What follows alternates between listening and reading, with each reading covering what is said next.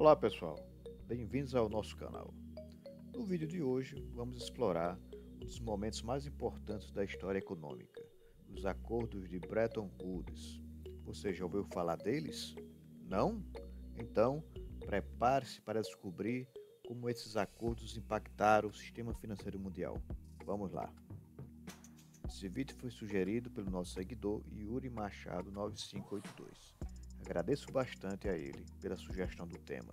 Se você também quiser sugerir algum tema para vídeo, é só deixar nos comentários a sugestão. Inscreva-se no canal se você ainda não for inscrito. Assinale o sininho também para não perder a nenhum dos vídeos. Para entendermos a importância dos acordos de Bretton Woods, precisamos voltar ao período próximo ao pós-Segunda Guerra Mundial. O mundo estava em ruínas e as nações buscavam uma forma de reconstruir a economia global. É nesse cenário que surge a Conferência de Bretton Woods em 1944.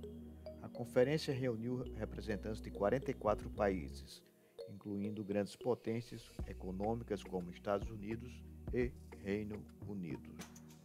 O objetivo era estabelecer uma nova ordem financeira internacional para evitar crises e promover o desenvolvimento econômico.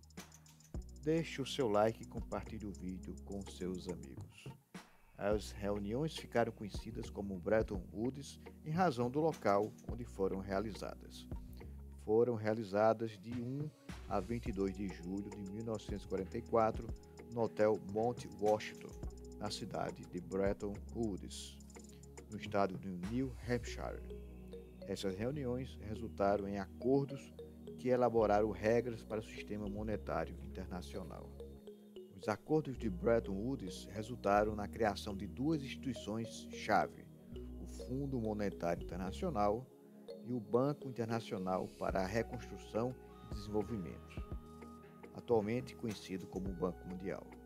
Essas organizações tinham como propósito fornecer estabilidade financeira e ajudar na reconstrução dos países devastados pela guerra. No encontro, os participantes aprovaram dois estatutos, um para a operação do FMI e o outro para o Banco Mundial. Esses estatutos são denominados de Artigos de Entendimento.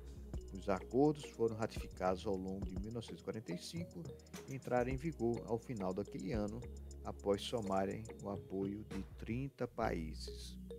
Com delegados de 44 países, a conferência foi organizada em 3 comissões. A Comissão 1, encarregada de discutir o FMI, foi presidida por Harry Dexter White. A Comissão 2, sobre o Banco Mundial, ficou a cargo de John Maynard Keynes. E a terceira, que cuidava de outras formas de cooperação financeira internacional, foi supervisionada pelo mexicano Eduardo Suárez, ministro da Economia e chefe da delegação do seu país. Cada comissão, por sua vez, trabalhava em diferentes comitês específicos. O Departamento do Tesouro dos Estados Unidos, anfitrião do evento, preparou as transcrições dos debates. As minutas do evento foram publicadas em 1948, mas a íntegra das transcrições não tinha sido tratada para publicação até 2013, quando o material foi editado por 2 pesquisadores do Centro para a Estabilidade Financeira. E como foi o sistema criado pelos acordos de Bretton Woods? Os sistemas de Bretton Woods, os países que aderiram ao Fundo Monetário Internacional concordaram em estabelecer câmbio fixo, mais ajustável para corrigir um desequilíbrio fundamental, expressão contida no artigo 4º do seu estatuto. A expressão, no entanto, não foi claramente definida. Em sua redação original, os países deveriam consultar o FMI antes de alterar sua taxa de câmbio. O processo seria automático se a variação fosse inferior a 10%. Nos demais casos, o fundo poderia se opor à mudança, mas na prática isso raramente aconteceu. Cada um fixaria sua taxa de câmbio em relação ao ouro ou ao dólar norte-americano, que por sua vez tinha valor fixo de 35 dólares por onça Troy. Os países industrializados, que em geral tinham câmbio estável, fizeram poucas alterações em sua taxa até 1960, mas em 1948 houve amplo realinhamento de valores, associada a uma desvalorização da libra esterlina. Já as nações em desenvolvimento usavam diferentes regras cambiais, algumas com taxas diferentes para determinadas operações e outras em menor número com taxa flutuante. O sistema durou até 15 de agosto de 1971, quando os Estados Unidos, de forma unilateral, acabaram com a convertibilidade do dólar em ouro, o que tornou o dólar uma moeda fiduciária. Essa decisão, referida como Choque Nixon, criou uma situação em que o dólar americano se tornou moeda de reserva usada por muitos países.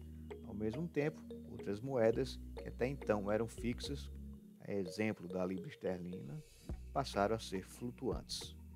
Além do aspecto cambial, o acordo previa que o FMI concederia crédito aos países para suportar dificuldades temporárias de pagamento. A cada país foi atribuída uma cota de participação no fundo, que estabelece uma proporção de quanto pode obter em financiamento e de seu poder de voto nas deliberações do organismo. As origens do sistema. As bases políticas do sistema Bretton Woods podem ser encontradas na confluência de várias condições principais: as experiências comuns da Grande Depressão, a concentração de poder em um pequeno número de estados e a presença de uma potência dominante pretendendo assumir um papel de liderança. As experiências da Grande Depressão. Um alto nível de concordância entre os países sobre as metas e meios de gerenciamento econômico internacional facilitou em muito as decisões tomadas pela Conferência de Bretton Woods. A fundação daquele acordo foi uma crença comum no intervencionismo. Apesar de os países desenvolvidos diferirem quanto ao tipo de intervenções que preferiam para as suas economias nacionais, a França, por exemplo, preferiu maior planejamento e intervenção estatal, enquanto os Estados Unidos eram favoráveis a uma intervenção estatal mais limitada. Todos, no entanto, baseavam-se predominantemente em mecanismos de mercado e na noção de propriedade privada. Assim foram as semelhanças, mais do que as diferenças, que foram postas em evidência. Todos os governos participantes de Bretton Woods concordavam que o caos monetário do período entre guerras forneceu valiosas lições. Isso, pelo menos, é o que foi publicizado pelos representantes dos países. A experiência da Grande Depressão, quando a proliferação de controles e barreiras de comércio levaram ao desastre econômico, estava fresca na memória dos participantes. Os conferencistas esperavam evitar a repetição da debandada dos anos 30, quando os controles das trocas minaram o sistema internacional de pagamentos, base do comércio mundial.